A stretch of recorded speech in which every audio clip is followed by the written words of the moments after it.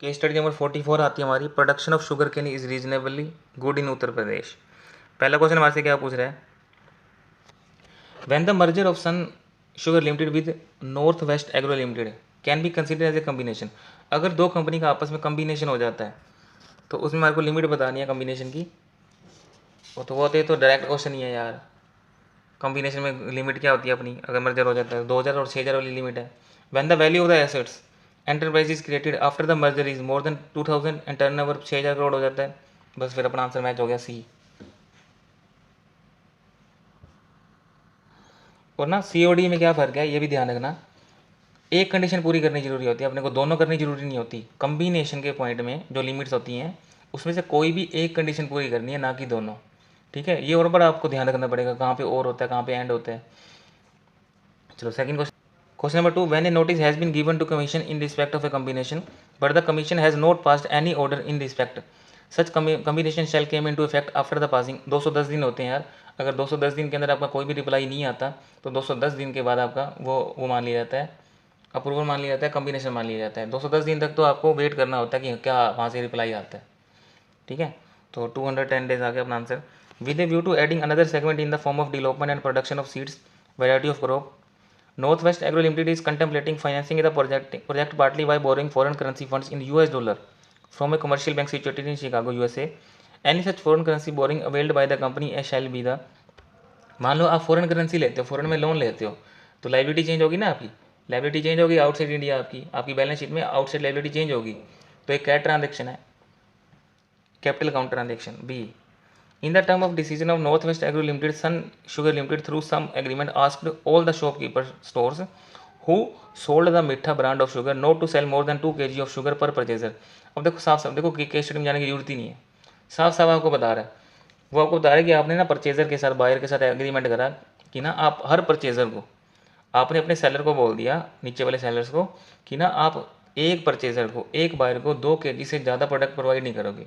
मीठा है इसकी, मीठा प्रोडक्ट देता है ये शॉपकीपर है इसकी स्टोर्स, 2 किलोग्राम से ज़्यादा किसी को भी नहीं देना। ठीक है, डिस्ट्रीब्यूशन पे आप रोक लगा रहे हो, एक्सक्लूसिव डिस्ट्रीब्यूशन एग्रीमेंट हो गया, आपको डिस्ट्रीब्यूट नहीं करना, आपको 2 kg से ज़्यादा डिस्ट्रीब्यूट नहीं करना, साफ साफ पता लग रहा है डिस्ट्रीब्यूशन एग्रीमेंट है। The commission is empowered to direct that combination shall not take effect. It is opinion that combination how likely to have a certain kind of effect on the competition by choosing the correct option बताना है आपको। Competition में अपना severe adverse effect होता है ना appreciable adverse, हाँ ये आता है आंसर भी आ गया अपना, appreciable adverse effect on competition, appreciable adverse effect on competition, बारी बारी आप यही पढ़ते आ रहे हैं कंपटीशन में। सीवियर तो पढ़ा ही नहीं, सिग्निफिकेंट भी नहीं पढ़ा वर्ड, कंसिडरेबल एडवर्स इफेक्ट भी नहीं पढ़ा, एप्रीशिएबल एडवर्स इफेक्ट पढ़ा अपन, ये हमारा आंसर आ गया। Question number 6, from the given case study is justifiable to consider North West Agro produce cooperative society as a cartel. इनके अंदर इन्होंने क्या करा था, केस स्टडी के अंदर लिमिट कर दी, limit control attempt to control करा था इन्होंने, एक एग्रीमेंट करा, और एग्रीमेंट करके क्या कर दिया, लिमिट कर दी अपनी कंट्रोल, लिमिट कर दी प्रोडक्शन। और कार्टेल के अंदर तो हमने साफ साफ पढ़ा हुआ है कि अगर आपने कोई भी प्रोडक्शन करा, एग्रीमेंट करा, किसी के साथ सप्लाई एग्रीमेंट करा, और वहाँ पे अगर आपने कोई लिमिटेशन लगा दी ना, तो फिर तो आपको हम पकड़ लेंगे। ये देखो यहाँ पे कर रहे हैं ना, ये कंट्रोल कर रहे हैं, control the supply price terms of sale of sugar केन।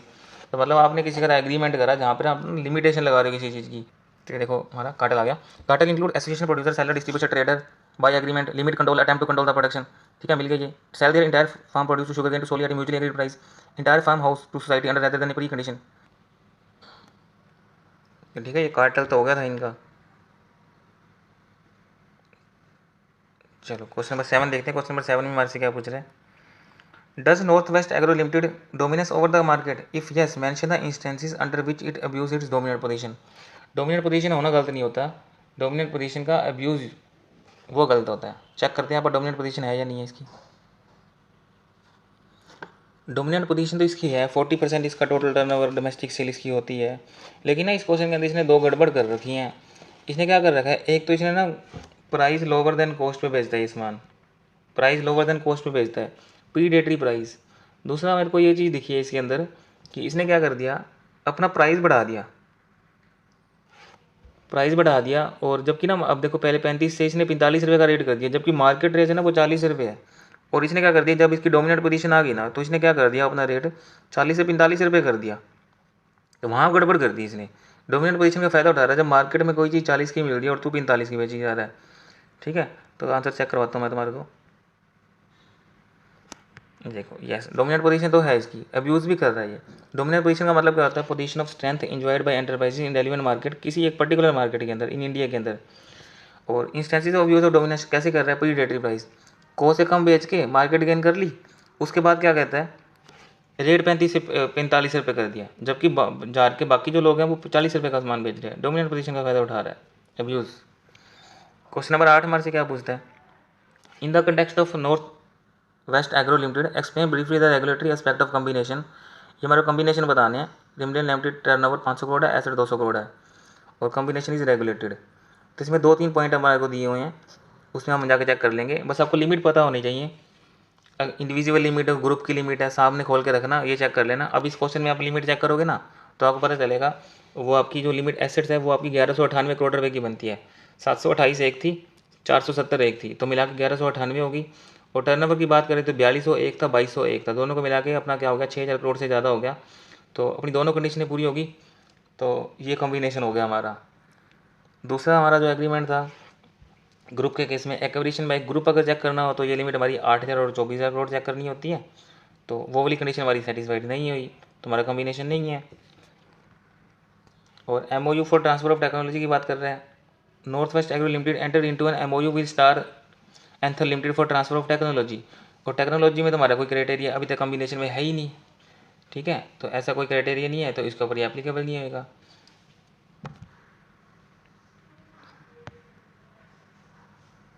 बाकी 210 डेज वाली बात लिखी हुई है। यहाँ पर हमारी केस स्टडी खत्म होगी। कोई डाउट हो आप मेरे से पूछ सकते हो।